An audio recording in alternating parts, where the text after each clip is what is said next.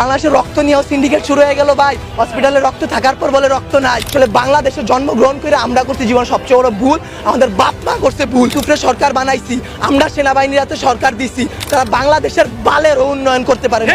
তারা 36 দিন পর তারা এনসিপি গঠন করে। চুলাই অভিশপ্ত না, অভিশপ্ত বাংলাদেশের রাজনীতি। রাতের বেলা লাশ গুম কইরেন না। মৃত সাগর বানাই দিতে আল্লাহ 2 মিনিট ভাবে নাই। ফেরাউনরে পানিতে ভাসাই দিতে আল্লাহ 2 মিনিট ভাবে নাই। আমরা তো পাপিষ্ঠ জাতি, আমরা তো খারাপ জাতি। আমাদের ডুবাই দিত আল্লাহ 2 মিনিটও ভাববে না। আপনাদের বলা আর এই যে নিজের গালে নিজে এইভাবে থাপ্পড় দেওয়া ভাই সেম কথা। ব্যথাটা নিজের উপরই, থুতুটা নিজের উপরই পড়ে। উপদেষ্টারা আসতেছে 20টা করে গাড়ি নিয়ে আসতেছে, উত্তরার রাস্তা বন্ধ করতেছে, সেক্টরের রাস্তাগুলো বন্ধ করতেছে।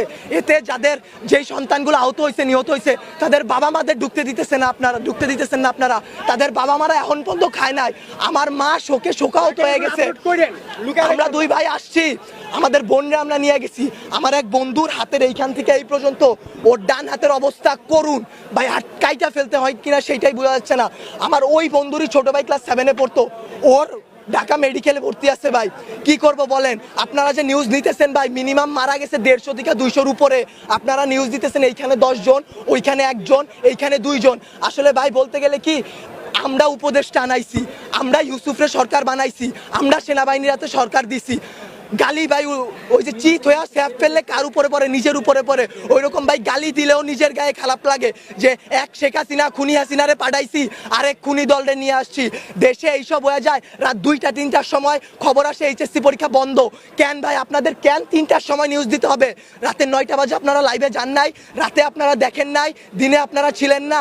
নটরডেম কলেজ এইচএসসি বন্ধ করার আগে তারা বন্ধ করে দেয়, ঢাকা কলেজ বন্ধ করে দেয়, আইডিয়াল কলেজ বন্ধ করে দেয়। আপনারা শিক্ষা উপদেষ্টা, আপনারা আইন উপদেষ্টা, আপনারা পরীক্ষা বন্ধ করেন না।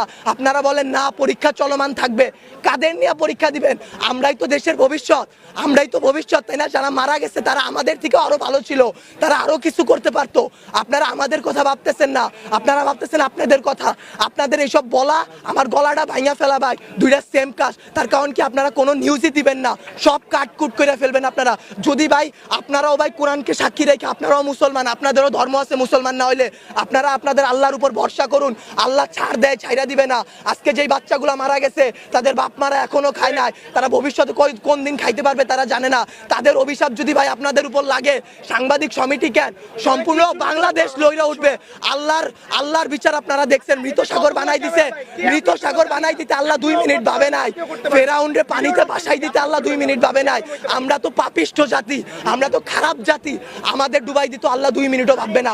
বাংলাদেশের রাজনীতি ভাই, আপনারা বলতে পারেন জুলাই অভিশপ্ত মাস, গত বছর এত মানুষ মারা গেল, আজকে এত মানুষ মারা